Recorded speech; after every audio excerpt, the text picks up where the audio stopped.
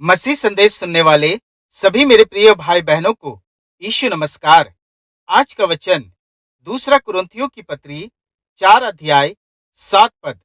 परंतु हमारे पास वह धन मिट्टी के बर्तनों में रखा है कि यह असीम सामर्थ हमारी ओर से नहीं वरन परमेश्वर ही की ओर से ठहरे।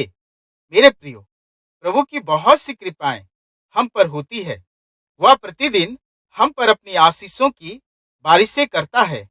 और आज का वचन हमें स्मरण दिलाता है कि हमारे प्रभु का धन, कृपा और आशीषें हम मिट्टी के बर्तनों में रखी गई है, अर्थात हमारी देह में जो मिट्टी का बर्तन है, क्योंकि वचन बताती है कि हम मिट्टी हैं। यशायाह नबी की पुस्तक उसके 64 अध्याय 8 पद। तो भी हे यहोवा, तू हमारा पिता है, देख हम तो मिट्टी हैं और तू हमारा कुम्हार है, हम सब के सब तेरे हाथ के काम हैं। मेरे प्रियो, मिट्टी के बर्तनों में रखे सामानों को हम कितना हिफाजत से रखते हैं, क्योंकि मिट्टी के बर्तनों के टूटने का खतरा अधिक होता है।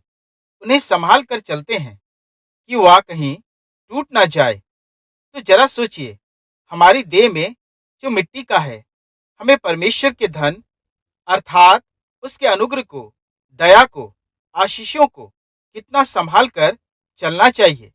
मेरे प्रियो, आज का वचन हमें यही बताती है कि हमें उसके दिए हुए, चुकाए हुए मुफ्त की दया और करुणा को कितना संभालना है। जैसे संत पौलुस दूसरा कुरिन्थियों 4 अध्याय 10 पद में कहते हैं, हम यीशु की मृत्यु को अपनी देह में हर समय लिए फिरते हैं कि यीशु का जीवन भी हमारी देह में प्रकट हो।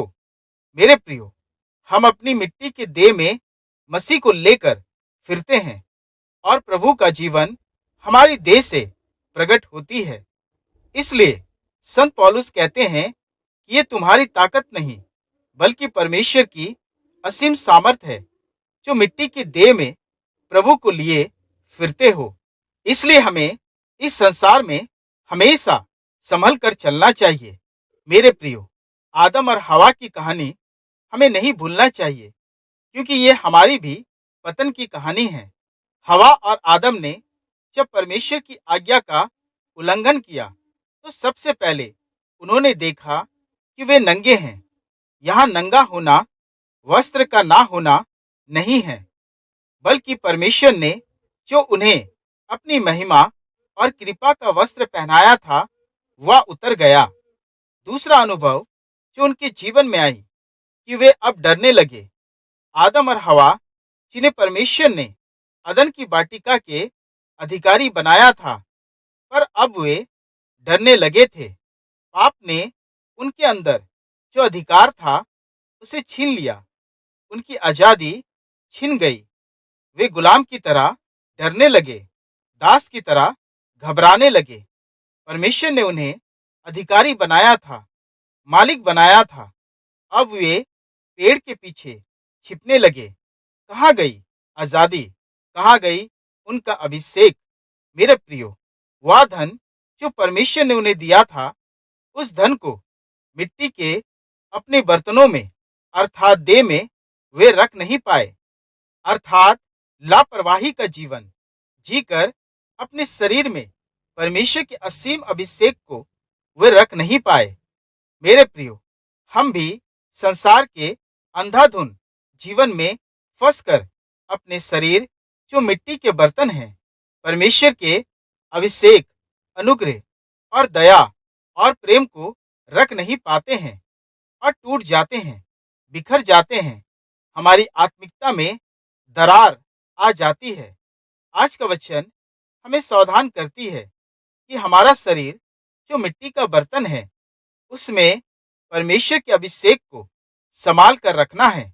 इसलिए संत पौलुस हमें आज के वचन में स्मरण दिलाते हैं कि ईश्वर की कृपा मिट्टी के बर्तन में रखी है। इसलिए हमें संभल संभल कर चलना चाहिए, संभल संभल कर जीना चाहिए। परमेश्वर आपको अपने वचन से संभाले और गिरने से और टूटने से बचाए रखे। आमीन। आइए प्रार्थना करें। हे पिता, तेरा धन्यवाद करते हैं आज के भोर के लिए, आज के दिन के उजियाले के लिए।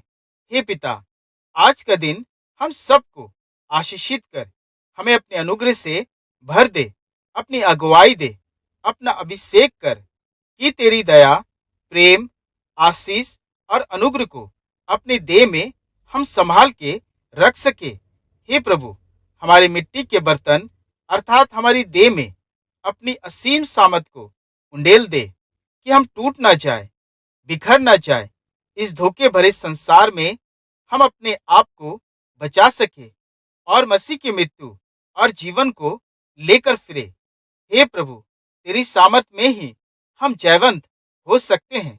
हमें बचा और हम पर अपनी दया उंडेल, और इस प्रार्थना को अपने प्रिय पुत्र हमारे प्रभु यीशु मसीह के नाम से सुन और ग्रहण कर। आमीन।